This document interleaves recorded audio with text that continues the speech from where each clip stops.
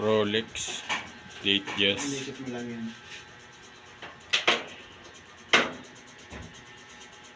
Yeah.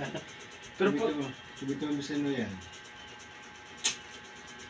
Paano ba malalaman pag original yung Rolex?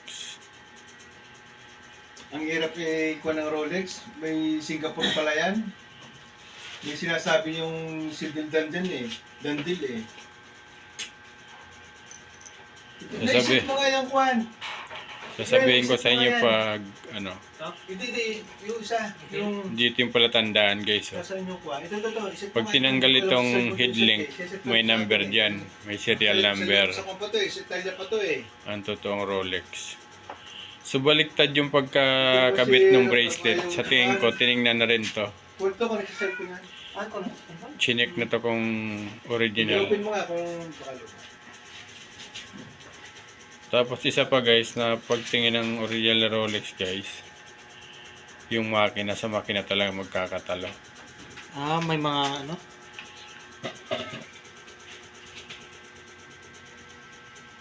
Sa makina magkakatalo. Hindi pala malalaman kung dyan ka lang sa labas. Hindi. Pero malalaman din, pero kagaya nito. Oh. Ang ganda ng pagkagawa oh. Yan oh, hindi matatalas yung ano niya oh.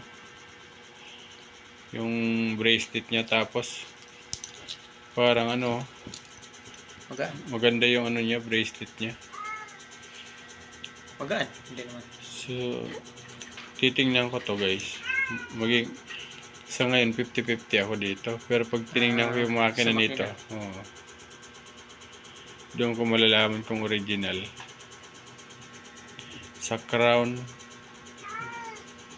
yung crown pwede rin eh. Maganda rin yung crown guys, hindi siya matalas oh. Ibig sabihin, ganun talaga yun. Hindi, ibig sabihin, maganda yung ano niya, pagkagawa niya. So malalaman ko to pag Sa makina.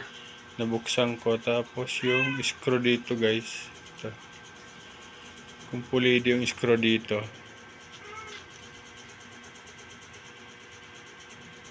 Original yata to ah. Yan, maganda yung ano niya, Rod. Bracelet niya. Kahit yung may nga number, hindi pa rin. Hindi ka pa rin sa makina talaga. Makina talaga kung magano. Kasi ginagaya lang yung mga number. So, maganda siya oh. Maganda siya guys oh. May talas siya, ay may kanto siya, pero hindi ganong matalas. Yan oh. Tapos so parang maganda yung ano niya oh.